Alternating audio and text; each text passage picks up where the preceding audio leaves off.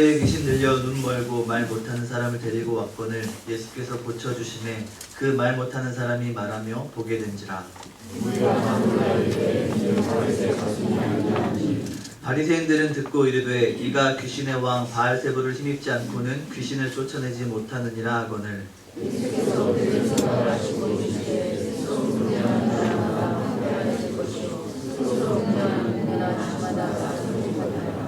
만일 사탄이 사탄을 쫓아내면 스스로 분쟁하는 것이니 그리하고야 어떻게 그의 나라가 서겠느냐.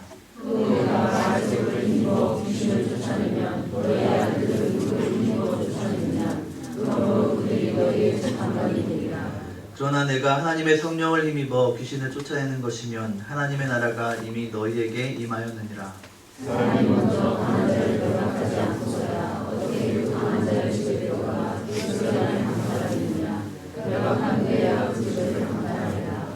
나와 함께 아니하는 자는 나를 반대하는 자요 나와 함께 모으지 아니하는 자는 해치는 자니라. 그러므로 내가 너희에게 이르노니 사람에 대한 모든 죄와 모든 사하심 얻되 성령을 모독하는 것은 사하심 얻지 못하고. 함께 읽겠습니다. 또 누구든지 말로 인자를 거역하면 사하심을 얻되 누구든지 말로 성령을 거역하면 이 세상과 오는 세상에서도 사하심을 얻지 못하리라. 처음 제가 교회를 다닐 때 제일 못마땅했던 것이 예배를 드릴 때마다 예배를 드리기 전에 인도하시는 분이 한 주일 동안 지었던 죄를 회개하고 그 죄의 용서를 받고 예배를 드립시다 하는 것이었습니다. 교회는 그 죄에 대해서 늘 강조를 하죠.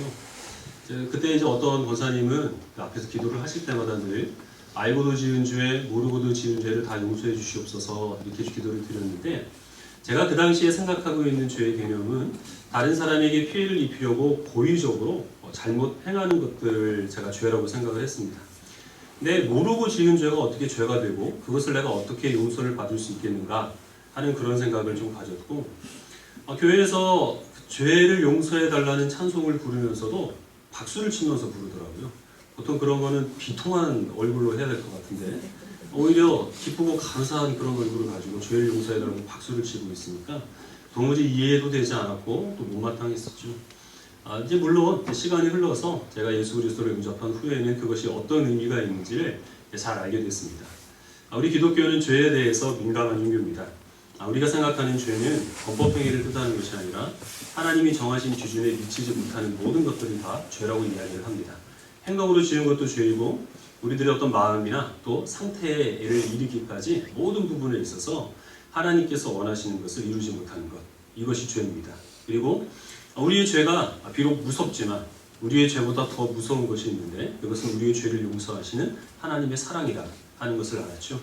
하나님의 그 무서운 사랑이 독생자 예수 그리스도를 십자가에 죽게 하셔서 그 보혈의 피로 우리의 죄를 용서하여 주신 것. 그래서 우리의 죄가 주홍빛같이 붉을지라도 예수 그리스도의 그 피로 우리를 정결케 하여 주시는 그 구원의 은혜를 나중에 이제 깨닫게 되었습니다.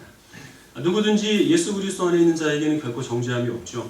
그래서 우리들은 정말 알고도 지은 죄, 모르고도 지은 죄, 모든 죄를 다 하나님 앞에 용서를 구하기만 하면 그 죄에 대해서는 하나님께서 다 용서해 주십니다. 우리의 그 회개를 보시고 용서하시는 것이 아니라 우리를 위하여 죽으신 예수 그리스도의 죽으심을 주님께서는 보시고 우리의 죄를 용서해 주시는 것이죠.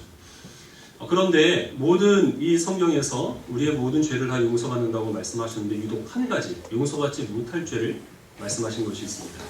오늘 본문에서 예수님이 그것을 말씀하시는데 성령을 모독하는 죄, 성령을 거역하는 죄, 개역 개정으로 바뀌기 이전에는 이제 성령 회방죄라는 것이 용서받지 못할 죄로 예수님께서 말씀하십니다. 심지어 예수님은 말로 나를 거역하는 것은 용서를 받겠지만 성령을 거역하는 것은 용서를 받지 못했다라고 말씀하셔서 이 죄가 어떤 죄인지 좀 명확하게 우리가 알아야 행여나 이제 우리의 삶 가운데서 성령을 거역하는 죄를 범하지 않을 수 있을 것이고 또 더 나아가서는 불필요하게 혹시 내가 성령을 거역한 것이 아닌가 하는 그런 죄책감에 시달리지도 않을 수 있을 것 같습니다. 오늘 이 부분에 대해서 오늘 본문을 통해 또 말씀을 살펴보려고 합니다. 오늘 본문의 이 상황은 지금 예수님과 바리새인 사이에 갈등이 깊어지고 있는 상황이죠. 바리새인들은 처음에는 저 나사렛 예수가 정말 하나님이 보내신 메시아인가 하는 호기심을 가지고 예수님을 지켜봤지만 지지난주에 살펴본 그 안식일에 예수님께서 병자를 고쳐주신 그 일을 계기로 예수님에 대한 호기심을 걷어들이고 적극적으로 예수님을 대적하기로 했습니다. 그런 상황 가운데서 이제 오늘 이 사건이 일어나게 되는 것입니다. 사람들이 예수님께 어떤 사람을 데리고 오는데 이 사람은 귀신이 들려서 보지 못하고 또 듣지도 못하니까 자연스럽게 말도 하지 못하는 사람이었습니다. 예수님께서는 그에게 든 귀신을 쫓아내 주셔서 보게 하시고 또 듣게 해주셨습니다. 그 일을 목격한 사람들이 보인 반응은 저가 혹시 다윗의 자손이 아닌가라는 것입니다. 우리가 살펴본 대로 이사야서를 비롯한 선지서에서 하나님이 보내신 메시아가 오면 눈먼 자가 보게 되고 또 저는 자가 걷게 되고 말 못하는 자가 말하게 되리라 하는 이 표적이 드러날 것을 하나님께서는 성경을 통하여 미리 알려주셨기 때문에 그 표적을 행하시는 예수님에 대해 저가 혹시 다윗의 후손으로 오시는 우리의 구원자가 아닌가라는 기대를 갖는 것은 자연스러운 일이죠. 그러나 그런 유대인들의 반응을 본 바리새인들은 마음이 편치 않은 것이죠. 저가 만약에 사람들이 예수님을 메시아로 믿게 되면 자신들이 여태까지 가르쳐온 모든 것들이 다 허사로 돌아가기 때문에 저가 메시아가 아니라는 사실을 바리새인들은 증명할 필요가 있었습니다. 그래서 사람들에게 하는 말은 저가 하나님을 힘입어서 하나님의 영을 힘입어서 저 귀신 들린 자를 고친 것이 아니라 바알세불을 힘입어서 귀신을 쫓아낸 것이다 이렇게 얘기를 합니다.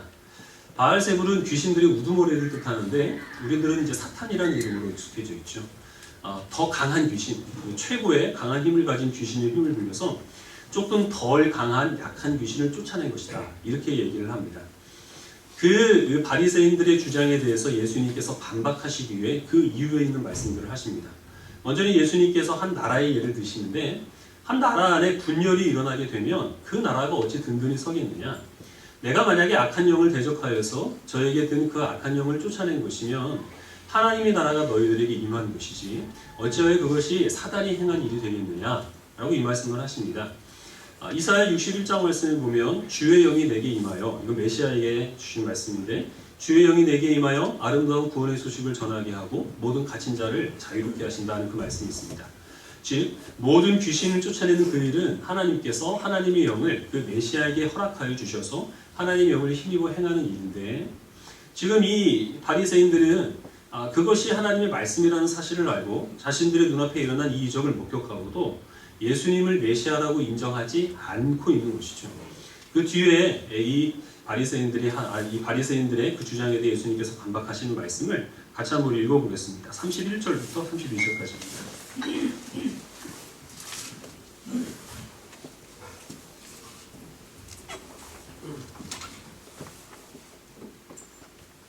31절과 32절 다시 읽겠습니다. 시작. 그러므로 내가 너희에게 이르노니 사람에 대한 모든 죄와 모독은 사하심을 얻되 성령을 모독하는 것은 사하심을 얻지 못하겠고 또 누구든지 말로 인자를 거역하면 사하심을 얻되 누구든지 말로 성령을 거역하며 이 세상과 온 세상에서도 사하심을 얻지 못하리라. 이 구절 때문에 사람을 모독하는 것, 사람에 대한 죄, 또 그것과 대조되는 성령을 모독하는 죄가 무엇인지, 그리고 또 예수 그리스도를 말로 거역하는 것과 또 성령님을 거역하는 것이 무엇을 의미하는 것인지 그 의미에 대해서 사람들이 다양하게 연구도 하고 고민도 많이 합니다. 또 때는 이것을 고의적으로 악용하는 사람들이 있죠. 성령의 계시를 받았다는 겁니다. 성령의 계시를 받아서 내가 당신들에게 이렇게 이야기를 하니까 나를 거역하는 것은 용서를 받을 수 있겠지만 나를 통하여 말씀하시는 성령을 거역하면 당신들이 용서를 받을 수 없다. 그러니까 내 말을 따라라. 뭐 이렇게 위협하는 사람도 없지 않아 있습니다. 그런 것을 주님께서 지금 이 성령을 모독하는 죄와 사람을 모독하는 죄와 또 예수 그리스도를 거역하는 죄를 나누거나 또 성령을 모독하는 죄가 얼마나 무서운지 거기에 대해서 그 두려움을 주시기 위해서 이 말씀을 하신 것이 아니라 말씀드린 것처럼 자신의 눈앞에서 일어나는 분명한 표적을 보고도 자신들의 선입견, 자신들의 기대 이런 것에 사로잡혀서 예수님께서 메시아라는 사실을 지금 거부하고 있는 이 바리새인들을 향하여 예수님이 그들의 주장을 반박하기 위해 하신 역설적인 말씀입니다. 지금 바리새인들은 예수님에 대한 그 메시아에 대한 분명한 자신들의 기대와 또 그 기대가 편견과 선입견으로 굳어진 그 생각을 갖고 있었습니다.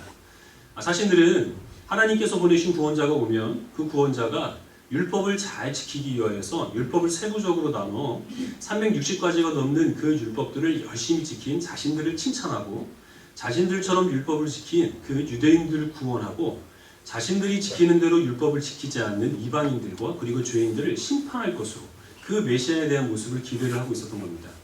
근데 예수님께서는 그렇게 하지 않으셨죠.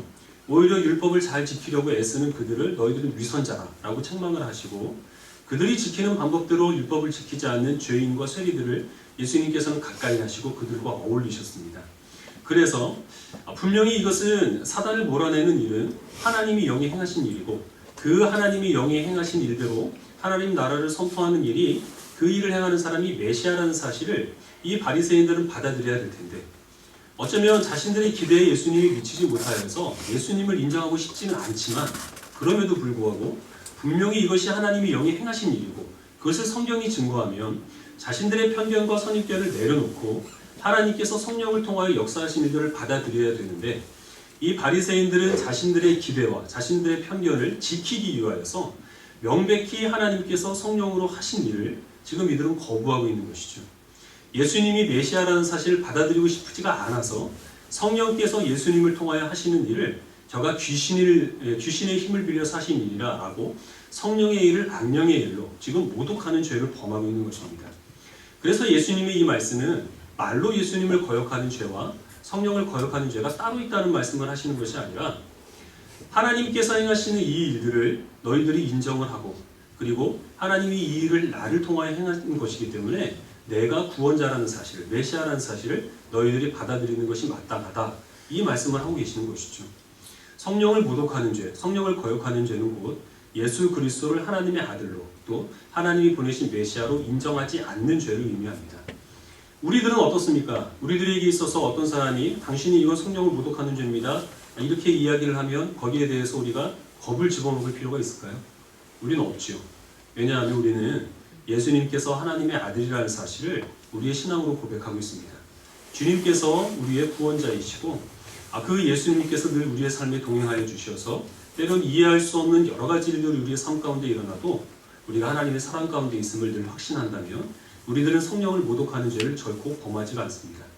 이것이 바로 예수 그리스도 안에 있는 사람에게는 결코 정죄함이 없다라는 그 말씀입니다. 그러나 한 가지 우리가 이 사건을 계기로 하여서 경계해야 될 그런 것이 있습니다. 어떤 것이냐면 바리새인과 같이 자신의 편견과 자신의 기대 이런 것에 사로잡혀서 하나님께서 행하신 일들에 대한 가치를 깎아내리거나 하나님께서 행하신 일들을 인정하지 않는 것 이런 것들이 있습니다. 우리가 성도로 살다 보면 참 다양한 그리스도인들이 있는데 분명히 신앙을 고백하는 그리스도인 중에서 저거 어떻게 저런 사람을 예수 믿는 사람이라고 얘기할 수 있겠는가? 어떻게 저런 사람하고 내가 천국에서 같이 살 수 있겠는가? 이렇게 여겨지는 사람들이 분명히 있죠. 얼마 전에 이름 있는 한 목사님께서 세상 법정에서 유죄 판결을 받으셨죠. 그리고 작년에는 좀 주목받던 한 설교자가 있었는데 나이가 많지 않았습니다. 50대인데 심장마비로 갑자기 죽어서 많은 사람들은 또 안타깝게 했습니다. 근데 근래 들어서 밝혀진 사실은 그분이 심장마비로 죽은 것이 아니라 자살을 한 것이라 라고 그렇게 밝혀져서 또 그 사람에 대한 많은 기대를 갖고 있던 사람들이 충격을 받게 됐죠. 우리들은 자살을 하면 구원받지 못하게 될 것이다 라고 일반적으로 생각을 하고 있는데 그러면 그가 비록 목사로 또 말씀 전하는 자로 그렇게 사역을 했지만 결국 그가 자살을 했기 때문에 구원을 받지 못하고 그는 지옥에 갔을 것이다. 이런 견해도 또 있는 것이 사실입니다. 그렇게 멀리 갈 것이 아니라 우리 주변만 봐도 교회를 다니고 분명히 교회 직분이 있는 그런 성도들인데 도무지 그가 예수를 믿는 사람이라고 여겨지지 않을 정도로 믿지 않는 사람보다 더 세속적인 많은 사람들을 우리가 봅니다. 그리고 그들의 모습을 보면서 그들의 모습 가운데 혹시 내 모습이 있지는 않은지 우리들은 돌아봐야 될 것이고 그들이 또 갖고 있는 여러 가지 연약한 모습들을 우리가 있는 그대로 받아들여서는 결코 안 되겠죠. 말씀에 비추어서 잘하는 것과 잘못된 것을 분명히 나눠야 되겠지만 그 사람들을 반면교사 삼아 나를 다루는 것을 넘어서서 저 사람이 저렇게 행하는 것을 보니 저는 구원을 받지 못했어. 저의 믿음은 가짜야. 저 사람은 성도가 아니야. 라고까지 그렇게 이야기를 하게 되면 그것은 우리의 권한을 넘어서는 일입니다. 우리의 구원은 우리의 행위로 임한 것이 아닙니다. 우리의 구원은 하나님께서 하신 일입니다.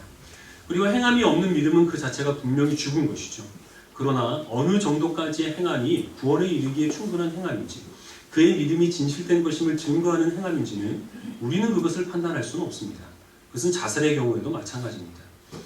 그러나 그 모든 것들을 다 마치 우리가 판단할 수 있는 것처럼 우리의 기준에 따라 누구는 구원받으며 누구는 구원받지 못한 자라고 나눠버리게 되면 하나님께서 그를 통하여 어떻게 역사하실 줄 모르고 지금은 연약한 모습들이 있지만 그러나 지금 있는 그 행위가 중요한 것이 아니라 그가 얼마나 그의 연약함을 인하여 하나님을 의지하는가라는 것이 중요한 것이죠. 그 믿음이 겨자씨만큼이라도 그에게 있다면 나중에 가서는 여러 가지 과정과 시간을 거쳐서 하나님께서 반드시 그를 어느 정도까지는 변화시켜 주실 겁니다. 그러나 그 모든 것들을 다 무시하고 지금 믿는 모습 그 자체로 그는 구원받지 못하였다라고 이야기를 하게 되면 나의 판단, 나의 주관적인 편견에 사로잡혀서 하나님께서 행하시는 일들을 우리가 무시한 이 바리새인들의 오류를 우리가 다시 그 전철을 밟게 되는 것이죠. 성도가 다양할 뿐만 아니라 교회도 참 다양합니다. 어떤 교회에 가면 예배 드리는 그 모습이 정말 열정적입니다. 예배를 인도하는 사람, 말씀 전하는 사람들도 계속 사자부를 토하고 거기서 찬송을 드리는 사람들도 자리에 앉아있질 않죠. 일어나서 또 자기가 할 수 있는 마음껏 표현하면서 기쁨을 표현하면서 찬양을 드리고 앞에서 대표 기도도 막 방언으로 하고 하는 그런 교회에 대해서 제가 예배를 드려본 적이 있습니다. 근데 개인적으로 저는 그렇게 그 무아지경인 상태에서 예배를 드리면 잘 집중을 못합니다. 예배의 본질은 선포되는 하나님의 그 구원의 은혜에 대해서 구원받은 주의 백성들이 감사와 영광으로 하나님께 찬송을 드리는 것인데 그렇게 되면 하나님께 집중을 하지 못하고 너무 내가 흥분하고 또 내가 감동받는 것에 거기에 초점이 맞춰져 있다 보니까 저는 개인적으로 그런 교회에서는 예배에 잘 집중을 하지 못합니다. 또 반대의 아주 반대의 분위기를 가진 교회가 있습니다. 고신측에 속한 몇몇 교회에 가면 악기가 없습니다. 피아노 외에 다른 악기를 두지 않고 어떤 교회는 또 피아노 자체도 두지를 않습니다. 예배 때 박수를 치는 것 절대 하지를 않고 기도도 통성 기도가 아니고 어떤 기도든지 다 묵상으로만 기도를 해야 하는 그런 교회들이 있습니다. 그런 교회에서 예배를 드리면 차근차근 그 잔잔하게 전하시는 그 말씀이 좋기는 한데 너무 그 분위기에 억눌려서 내가 정서적으로 메마르게 그렇게 하나님께 예배를 드려 신령과 진정으로 마음과 뜻과 정성을 다하여 하나님께 찬송으로 영광을 돌리지 못하게 되는 경우가 종종 있습니다. 이건 하나의 여담인데 요즘 들어서 찬양대의 찬양이 굉장히 깊이가 있고 은혜가 있죠. 남자 멤버 하나 더 추가됐을 뿐인데 그렇게 달아는지 모르겠습니다. 제가 찬양대로 이렇게 서는 이유는 저는 이제 교회 처음부터 찬양대로 섰다가 교회 그 찬양대 예배 연습 시간이 옮겨지면서 이제 잠깐 내려놓았고 이제 주일학교를 담당하시는 전도사님이 오셔서 다시 찬양대를 하는 것인데 일주일 내내 말씀을 붙들고 성경을 붙들고 이 말씀이 무슨 뜻인지 이렇게 해석하면 옳은 것인지 틀린 것인지 그것만 연구하고 살아가다 보니까 정서가 굉장히 메마릅니다. 또 한 가지 더 중요한 이유는 예배를 주로 인도하는 입장에 있다 보니까 제가 예배자라는 사실을 가끔 잊습니다. 제가 예배를 주관하는 것처럼 제가 예배의 주인인 것처럼 그렇게 스스로 오해를 할 때가 너무나 많아서 그래서 이제 찬양대를 하는 것인데 어찌됐든 하나님께서는 우리의 지, 정, 의를 다하여서 하나님께 찬송을 드리기를 원하시는데 그런 좀 억눌리고 또 메마른 상황 가운데서는 전 개인적으로 제가 좀 충분히 예배를 드리기에 많이 좀 부족하다는 것을 느낍니다. 저는 우리 교회가 참 좋습니다. 그래서 뭐 특별한 일이 아니면 저는 교회를 안 옮기고 여기 좀 오래 다니려고 하는데요. 어쨌든 예배의 중심은 하나님이시고 그 하나님께 집중하는 것이 우리의 본질인데 중요한 것이 무엇이냐면 제가 먼저 말씀드린 그런 어떤 요란한 분위기에서 예배를 드리거나 아니면 억눌린 교회에서 예배를 드리거나 하는 것에 하나님을 집중하지 못하는 것은 지극히 저 개인적인 문제라고 하는 것이죠. 그 예배 자체가 의미가 없거나 그 예배 자체에 하나님께서 임재하지 않는 것은 결코 아닙니다. 우리들은 내가 조금 더 마음과 뜻과 정성을 다해 예배할 수 있는 그런 교회를 어찌 보면 찾을 수 있는 권리를 하나님께서는 이 땅에 많은 교회를 세워주셔서 우리들에게 주셨는데 그 권리를 넘어서서 내가 원하는 교회 또 내가 지금 드리고 있는 이 예배 외에 다른 예배를 그 예배에는 하나님께서는 받지 않으실 거야 이렇게 편안해버리거나 저런 예배 가운데는 하나님께서 임재하지 않으셔 라고 단정을 내려버리게 된다면 우리들은 역시 마찬가지로 내 편견에 사로잡혀서 하나님께서 행하시는 일들을 인정하지 않는 잘못을 범하게 되는 것이죠. 하나님께서는 또 우리들에게 이 주의 몸된 교회를 예수님의 몸으로 든든히 세우기 위하여서 각자 다양한 은사와 그리고 또 직분들을 주셨습니다. 이것은 우리 개인뿐만 아니라 개교회도 다 마찬가지입니다. 하나님께서는 하나님의 일을 하나님이 직접 이루시를 아니하시고 이 땅 가운데 정하신 하나님의 뜻을 주의 몸된 교회를 통하여서 이루기를 하나님께서는 작정하셨죠. 그래서 우리 교회가 감당해야 될 일들이 참 많이 있습니다. 여러 분야에 대해서 우리들은 책임을 가지고 그 일을 감당을 해야 됩니다. 각각의 교회를 보면 저마다 강점이 있습니다. 전주 안디옥 교회 같은 경우에는 특별히 전도와 선교하는 일에 특별히 강점을 가진 교회이고 그 외에 구제나 아니면 사회 참여에 다른 교회가 감당하지 못하는 특별한 강점을 가지고 일하는 그런 교회들이 있습니다. 어떤 교회는 찬양 사역에, 어떤 교회는 말씀 사역에, 어떤 교회는 또 예배에 중점을 두고 또 어떤 교회는 교제에 그 일에 중점을 두고 아니면 교육이나 이런 것에 다양한 분야에 강점을 가지고 일하는 많은 교회들이 있습니다.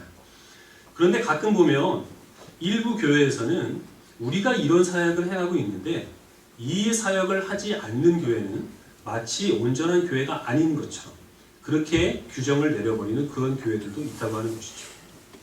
교회는 세 가지가 있습니다. 참된 교회를 분별하는 표준은 세 가지인데 말씀의 바른 선포와 성례의 시행, 성례라고 하는 것은 세례와 성찬입니다. 그리고 권징, 이것이 이루어지면 그것은 교회입니다. 교회의 규모가 어찌됐든 그 교회가 건물을 갖고 있던 세대로 살고 있는 교회이든 그 교회가 외부적인 사역을 어떤 부분을 하든 그것은 본질적으로 크게 중요한 것이 아니라고 하는 것이죠. 이 세 가지는 결국 예수 그리스도를 머리로 든 그 교회를 뜻합니다. 세속적인 가치관이나 몇몇 사람들에 의하여서 이끌리는 그런 것이 아니라 정말 예수님께서 우리들에게 주신 그 말씀의 반석 위에 예수님께서 원하시는 그 일들이 교회를 통하여서 이루어진다면 그곳은 외부적인 모습이 어떻든 어떤 사역에 중점을 두고 행하든 변함없이 하나님의 교회입니다.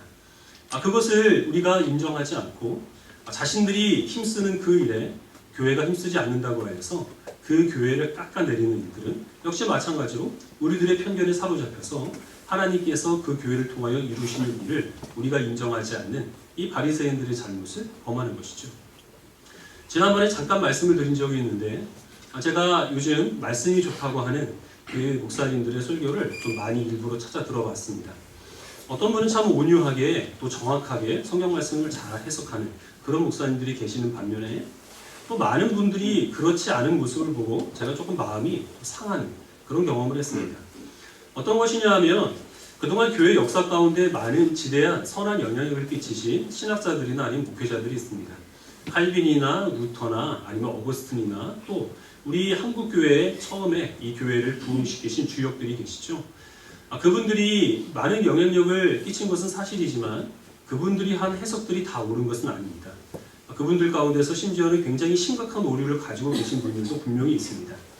말씀을 잘 전하는 그런 이제 목사님들이 이 성경을 올바로 해석하기 위하여서 많은 노력을 기울이는 것은 물론 굉장히 고무적인 일이고 그것은 우리가 다 힘써 행해야 될 일인데 그렇다고 해서 우리 전대에 여러 가지 일들을 이루신 그분들의 그 어떤 행한 업적들에 대해서 우리가 그 가치를 깎아내릴 필요는 없습니다. 후대의 사람들은 항상 전대에 어떤 일을 이룬 사람들의 그 토대 위에 한 발자국 거기에 더 나아가거나 그렇지 않으면 방향을 약간 트는 것으로 거기에서 그렇게 일할 뿐이지 전혀 아무것도 없는 상황 가운데서 우리들이 어떤 바른 말씀에 그 토대를 세울 수 있는 것은 아니라고 하는 것이죠. 말씀을 아무리 잘 해석한다 하려고 하여도 그러나 사람은 어디까지나 그 지식에 있어서 한계가 있을 수밖에 없기 때문에 자기 자신도 틀릴 수밖에 없을 겁니다. 만약에 우리 전대의 신학자들이나 목사님들이 잘못 전한 것이 있어도 제가 생각하기에는 그것이 그가 갖고 있는 여러 가지 어떤 지식적인 한계라든지 시대적인 상황 때문에 어쩔 수 없이 기인된 것이고 그러나 그런 오류들을 통하여서도 그 말씀을 전한 그분들이 정말 하나님의 영광을 위하여서 그리고 또한 그를 따르는 많은 성도들을 정말 영혼의 양식으로 아름답게 먹이기 위하여서 열심히 애썼지만 어쩔 수 없이 드러나는 오류를 한다면 하나님께서는 그 오류를 통하여서도 분명히 역사하시는 줄로 압니다. 그렇기 때문에 오늘날 우리 그리스도의 교회가 있는 것이죠. 그러나 그것 없이 말씀을 아무리 잘 해석을 한다 하더라도 내가 칼빈보다 잘한다, 내가 루터보다 더 올바르다, 내가 어거스틴보다 똑똑하다 이런 것을 과시하기 위하여서 말씀이 이런 뜻이다 라고 주장하는 그런 목사님들의 말씀을 통하여서는 저는 오히려 하나님께서 앞서서 말씀을 잘못 전하신 목사님보다 조금 덜 역사하시지 않을까라는 생각을 조심스럽게 해봅니다. 지금까지 전했던 이 모든 말씀들을 우리가 잘못 이해하면 안 되겠습니다. 우리가 막 살아도 되고 아무 교회나 막 다녀도 되고 이런 의미가 아니죠. 우리들은 우리 삶에 있어서 모든 판단의 기준이 오직 예수 그리스도여야 한다라는 것입니다. 우리의 삶에 있어서나 우리의 신앙생활에 있어서나 이 교회에 있어서나 그 중심이 예수 그리스도가 아니라면 우리들은 시급히 그것을 바로잡거나 아니면 떠나야 합니다. 그리고 그런 모든 것들은 다 어느 부분에 있어서는 우리의 뜻과 하나님의 뜻이 다르다는 사실을 우리가 인정하여서 나의 편견과 나의 기대와 나의 소망에 못 미친다 하더라도 그러나 하나님께서 그것을 통하여 역사하심을 우리는 인정하는 이 마음이 우리들 가운데서는 있어야 한다고 하는 것이죠. 모든 부분에 있어서 하나님께서는 지금도 성실하게 일하고 계십니다. 우리의 눈으로 보이는 부분이 분명히 있겠지만 대부분의 경우에는 마치 빙산과 같이 우리의 눈으로 띄는 하나님의 역사하심은 우리가 눈으로 쉽게 발견할 수 없고 사실 모든 부분들은 다 하나님께서 보이지 않게 역사를 하십니다. 그 보이지 않게 역사하시는 하나님의 역사하심을 우리가 인정할 수 있어야만 우리들은 우리의 삶 가운데 예수 그리스도를 중심에 세워두고 우리의 판단과 우리의 선입견에 갇혀 하나님께서 행하신 일들을 부인하는 이 어리석은 일들을 범하지 않을 수 있다는 것이죠. 많은 것에 있어 우리는 이 일이 이루어져야 되겠지만 가장 근본적으로 가장 중요하게 그리고 가장 가까이 우리가 드리는 예배와 신앙생활로부터 우리는 이 그리스도를 중심으로 하여서 다시 이 질서를 바로잡아야 되겠습니다. 제가 예배를 드리기 전에 참 걱정을 많이 했습니다. 혹시 예배 중에 그 몇몇 또 성도님들이 또 크게 은혜를 받으셔가지고 자신의 죄를 막 통회하고 자복하면서 옷을 찢고 막 머리를 풀어 헤치고 그리고 하나님께 통성으로 막 기도하는 분들이 예배 중에 일어나면 어떡하나 하는 염려를 가지고 예배를 시작했는데 역시 늘 그랬듯 아무 일도 없이 여러분처럼 무덤덤한 그런 표정을 하시고 또 예배를 지금 이제 설교 시간을 거의 예배를 다 마치게 됐습니다. 어쩌면 우리가 예배에 대해서 큰 기대를 가지고 올 수 있습니다. 오늘 참 갈급한 마음이 있는데 하나님께서 이런 답답한 마음을 이 예배를 통하여서 풀어주셨으면 좋겠다. 그런데 도저히 이 찬송도 은혜가 안 되고 말씀도 이해가 안 되고 오늘도 헛치고 붕치고 돌아간다 하는 그런 실망감을 가지고 이 예배당을 떠나실 수도 있을 겁니다. 그러나 그것은 우리의 생각이고 우리의 판단입니다. 하나님께서는 이 예배를 통하여서도 우리가 느끼든 느끼지 못하든 변함없이 역사하십니다. 이 예배뿐만 아니라 우리가 매일매일 드리는 식사 전에 드리는 그 짧은 기도를 통하여서도 하나님께서는 역사하십니다. 우리들은 기도하고 당장 그 기도에 대한 응답이 주어지지 않으면 적지 않게 실망하죠. 또 더 기도할 열정들을 잃어버리게 되는 것이 사실입니다. 그러나 하나님께서는 그 기도에도 어김없이 역사하십니다. 연초에 성경을 읽자라고 말씀을 드려서 이제 여러분들은 하루에 3장이나 아니면 5장씩 그렇게 성경을 읽어 오시다가 이제 슬슬 지치실 때가 됐습니다. 말씀을 읽어도 이해가 안 되고 읽어도 은혜가 안 되고 그래서 성경보다는 텔레비전 드라마로 조금 관심이 많이 가게 될 때가 이때인데 이해가 비록 되지 않아도 우리가 우리의 삶 가운데서 어쨌든 읽는 그 말씀을 통하여 주님께서는 변함없이 역사하십니다. 그 증거가 무엇이냐 하면 여러분들께서 지금 이 자리에 앉아서 예배를 드리고 계시다는 것이죠. 사단은 우는 사자와 같아서 어떻게든 우리를 하나님의 사랑 가운데서 끊으려고 우는 사자와 같이 기승을 떨고 있는 것이 지금 이 시대입니다. 그리고 또한 어떻게든 우리의 그 하나님에 대한 신실한 믿음을 떨어뜨리려고 가진 수단과 방법을 다 동원하고 있습니다. 다 분주하시죠. 다 삶 가운데서 어려운 일이 있고 실망스러운 부분들이 있을 겁니다. 근데 여러분들은 내가 그리스도입니까? 하나님께서 이 시간 나를 기다리고 계십니까? 또 하나님께서 이 시간 우리가 드리는 그 예배를 받으실 테니까 오늘은 주일이니까 그래서 이 자리에 앉아서 지금 어떻게든 예배를 드리고 계시다는 것이죠. 이것이 아무 데서나 저절로 그냥 생겨나는 것 결코 아닙니다. 여러분들이 드리셨던 예배, 여러분들이 들었던 말씀, 읽었던 성경, 여러분들이 드렸던 그 모든 기도에 나는 그것을 은혜로 느끼거나 감동으로 느꼈거나 그것과는 관계없이 하나님께서는 변함없이 역사하여 주셔서 여러분들의 믿음을 유지시켜 주신 결과 지금 여러분들이 이 자리에 앉아 예배를 드리고 계시다는 것입니다. 여러분들이 혹시 주의 몸된 교회를 위하여서 무엇인가 헌신을 하고 싶은데 내가 하나님께 헌신하는 것이 너무나 작은 부분이고 드러나지도 않는데 이것 하면 무엇하나 라는 그런 마음에 좀 적지 않게 실망하실 때도 많이 있을 줄 압니다. 그러나 하나님께서는 여러분들이 교회를 위하여서 또 지체를 위하여서 또 행한 그 모든 헌신들에 신실하게 응답해 주셨습니다. 그 증거가 무엇이냐 하면 교회가 없어지지 않고 지금 여기에 그대로 있다고 하는 것이죠. 1년에 2번 노회를 하는데 각 노회 때마다 2-3개의 교회가 폐쇄 신고를 합니다. 교회가 더 이상 유지될 수가 없는 것이죠. 그러나 우리 교회는 5년째를 접어든 이때까지 그런 위기상을 겪지 않습니다. 무엇 때문에 그렇습니까? 여러분들이 교회를 위해서 기도하시고 교회를 위해서 헌신한 것을 하나님께서 기쁘게 받으시고 그것에 역사해 주신 결과 지금 이 교회가 어젯밤에 없어지지 않고 오늘 여기 앉아서 여러분들이 신앙생활을 하실 수 있는 것입니다. 신앙생활뿐만 아니라 우리의 보잘것없는 인생, 별것 일어나지 아니하는 우리의 평범한 삶을 통하여서도 주님께서는 변함없이 역사하십니다. 이 부분에 대한 것을 다음 주에 말씀을 드리려고 하고 우리는 일단 지금 이 시간에 역사하시는 그 하나님의 은혜에 대해서 감사하는 마음이 있어야 되겠습니다. 그리고 또한 이제 계속해서 우리가 예배를 드리고 말씀을 듣고 성경을 읽고 기도를 할 때인데 이것이 나에게 어떤 그 마음으로 다가오는 감동으로 여겨지지 않는다 하더라도 하나님께서는 반드시 하나님을 찾는 자를 외면하지 않으신다는 그 기대와 소망을 가지시고 예배를 드리시고 말씀을 접하시고 기도를 드리시길 바랍니다. 그런 기대 가운데 하나님께서는 늘 신실하게 응답하실 줄로 믿습니다.